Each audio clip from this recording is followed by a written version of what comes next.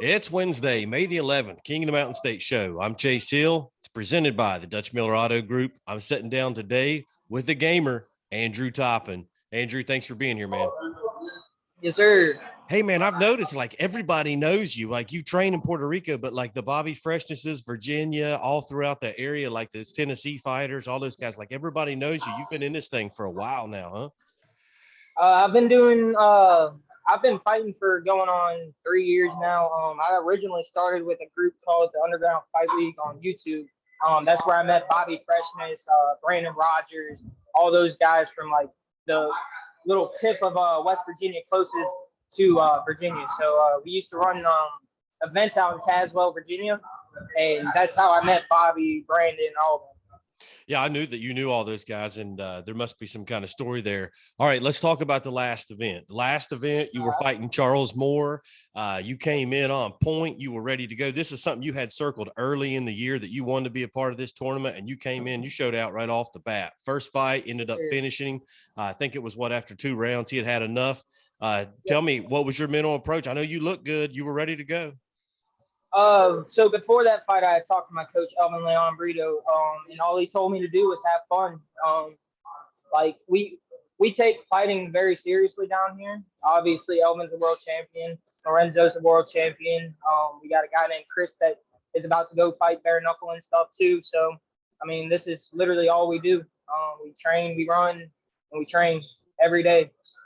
And like you have spent time in Virginia and you've been there close to West Virginia and stuff, but you're training in Puerto Rico. You're living in Puerto Rico and you're making this trip. Like you and I talked over those couple of days leading up to you getting there. It was no small task to get from Puerto Rico to Boone County, West Virginia.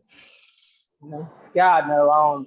Yeah, it definitely goes to show how much I really truly love to fight. And like, obviously, like you got guys pulling out from 2 hours away, and I'm traveling from an island in the Caribbean all the way to West Virginia, you know? Yeah, man, I had a guy from Clarksburg 16 days out for the event. And he pulls out and I was like, why? And he's like, well, I don't have a ride. I'm like, man, you're 3 hours away. You could take off walking and make it there if you wanted to. We're 16 days away. And he ended up dropping out. And I told him, I said, I've got guys like Andrew Toppin who's coming all the way from Puerto Rico. You're coming from Clarksburg. It just, man, it says a lot how dedicated you have been. And you gave me your word you were going to be a part of this after last year. You very easily could have stepped out of it being so far away, but you stayed with it. And here you are. There's 4 guys left to be crowned the King of the Mountain State, and you're one of those 4 guys. What's it feel like knowing you just you're a couple fights, a couple wins away from getting that belt?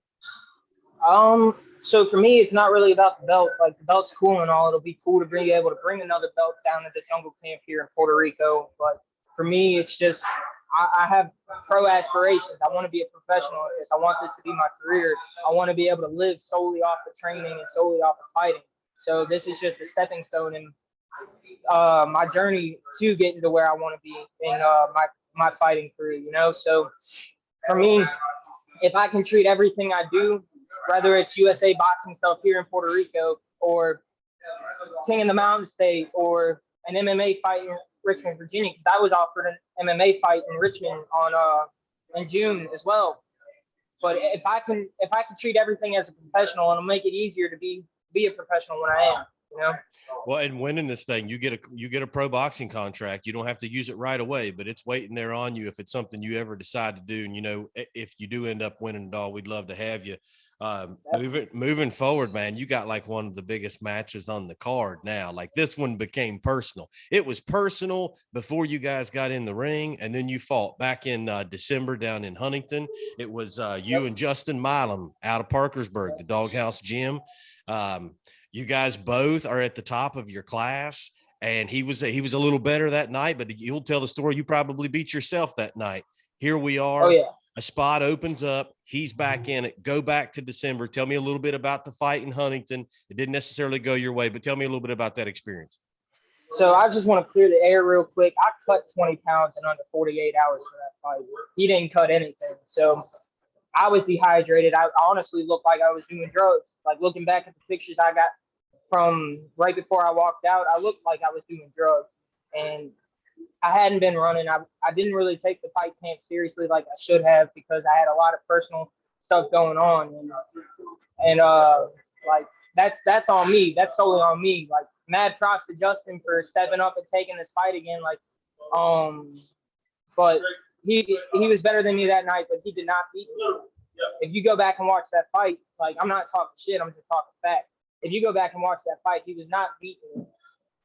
Yeah, I mean, it was a good fight. It was a couple punches. That was the difference of it. But like I saw a whole different fighter in you this last time. Like when you fought Charles, I was like, man, this is like the better version of Toppin. So I was pretty excited about that. You felt better this time? Yeah. So I only cut like 5 pounds for this fight. I wasn't like you saw me before the fight. I was hopping around, bouncing around, joking around, and all happy. Like for me, that's a game changer. I was more confident in my camp. I had great coaches, and Cesar Gonzalez, Elvin, Lorenzo. Like I'm training with the best of the best in what we do. Like with them in my corner, nobody's gonna beat me. Well, and I know. I know that Justin Milam is in this tournament because he wants to prove he's the best of the guys in the tournament. He does live in West Virginia.